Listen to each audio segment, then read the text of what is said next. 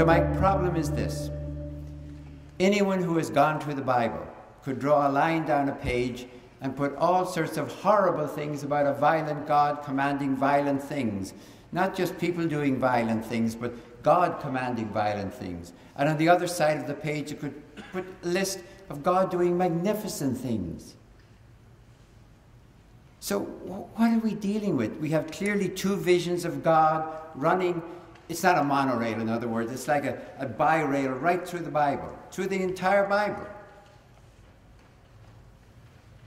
A violent God, a non-violent God. A violent vision of God, if you will, a non-violent. What do you do? Do you have to mix some sort of a Christian cocktail of so many parts violence and non-violence, depending upon your personal ethical taste or your denominational tradition? When I use the term violence, I'm using something that presumes a will. So if we're imagining God, are we imagining a willed violence from God?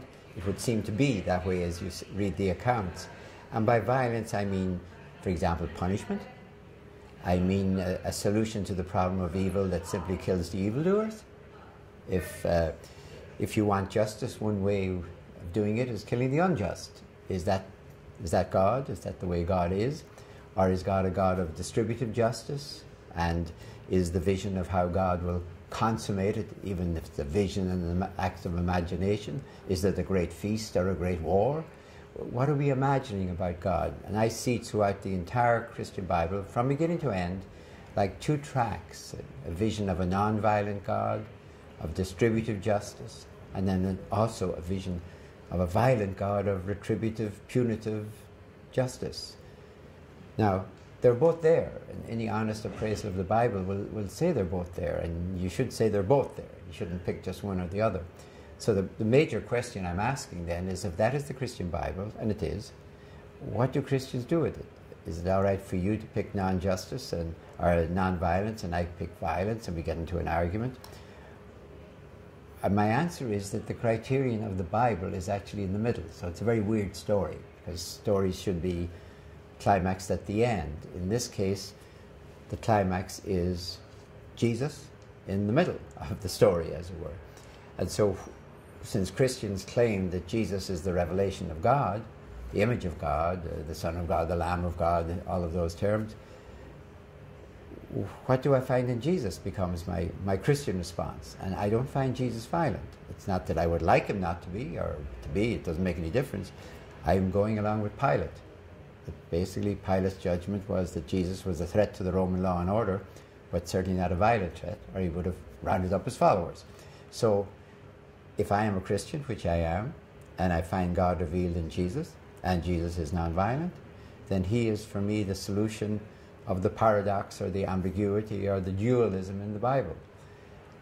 I also find, however, that as soon as we have Jesus, we start getting texts which are slowly but surely making Jesus violent, and we even invent a second coming of Jesus when he returns not on a donkey, but on a battle charger or a war horse, and solves the problem of evil by killing evildoers.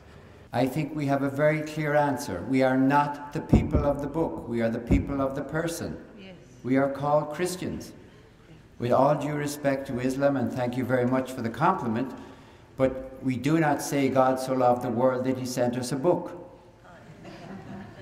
The Bible is very, very precious, and it's very, very honest in showing us that tension, that every time we have a radical vision from God, be it in Torah or prophets or Jesus or Paul, we both admit it, put it in there, and then we work very quietly to get around it and avoid it. That's ferociously honest, but the criterion of the Bible, the norm of the Bible, is a human person who reveals Jesus for us Christians, who reveals God for us Christians. That's Jesus. You could be a people of the book. That means that you find your image of God, your revelation of God in this book. Christians have always called themselves Christians, not Bookians or something like that.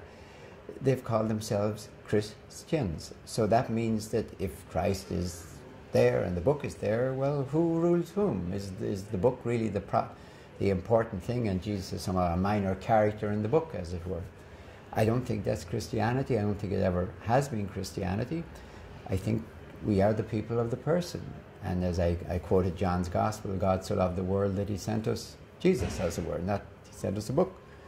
So I think he is the norm of the book for me. He is the criterion, and he is then my answer to which vision of God do I find. I'd simply say, is Jesus violent or non-violent? Let me get rid immediately of one answer that has been roaming around for some time, namely that the God of the Old Testament is a God of violence and punishment, but the God of the New Testament is a God of love and mercy. The only thing wrong with that is that it is not true. And I say that not with any sense of ecumenical courtesy or even post-Holocaust sensitivity. It simply is not true, and you would know that if you have read the Bible. Because you know, of course, that one of the most violent books in the entire Bible, and in fact one of the most violent books in all the canonical literature of the great religions of our world, is the final book of the Christian Bible, the book of Revelation. Oh, I think if throughout history the book of Revelation had been quietly left there at the end and nobody ever took it very seriously or expected anything from it, just thought it was sort of a strange book, I don't think you'd even bother fighting it or discussing it. But it is true that in America, for example, there are Christians whose whole vision of the Bible is in that last book, and they think that book, you can almost watch the evening news and see what's happening in Syria or Egypt and figure this is one step closer to what's going to happen, and any threat of a cataclysm in the Middle East must be another step towards Armageddon. And after all, Armageddon is located at Har Megiddo. It's a mountain in Israel. So there's a dangerous symbiosis between fundamentalist Christianity in America, a huge interest and support of Israel, because Israel is going to be where the cataclysmic war takes place, and it's a kind of a horrible support of a country because you expect it to be the site of the great final battle. So if people are taking this book that seriously, and they are, then we have to look at that book very, very carefully and everything that leads up to that book. I think the transition is that if you go chronologically from Mark through Matthew, Luke to John, the rhetoric of Jesus and the nasty language of Jesus escalates steadily. I don't think Jesus is changing. I think the gospel writers are experiencing more and more opposition, and they're getting nastier languages in rebuttal. I would say, drink deep or taste not. Don't. It's an ancient book. There's a huge history behind it. Don't get in there at all unless you know what you're doing. If you're a Christian, it might be just as much to think of the imitation of Christ, as we say. But if you get into the Bible, make certain you think about it, understand it, read all of it, figure out where Christ fits into it, where Jesus fits into it. And yes, it's going to take a little understanding and study. It's going to take a little work. We're up against civilization, because civilization has taken it for granted throughout history that the way you get peace is through victory. That is, you get peace through violence. And the warning you're getting from Jesus is that you don't get peace through war, you get lull. L-U-L-L. You get a lull until the next time. So the question is whether we as Christians not can just become pacifists and refuse to fight, but whether we can try and make it clear that our species' future depends on whether we can get violence under control. I'm optimistic because, for example, some time ago, I'm just talking from memory now, a group of the American Secretaries of Defense talked about abolishing, not just, toning down, atomic weapons, because they became convinced that nobody could keep them safe. And the proliferation of atomic weapons into more and more countries where it was more and more difficult to preserve them would eventually lead to a cataclysm.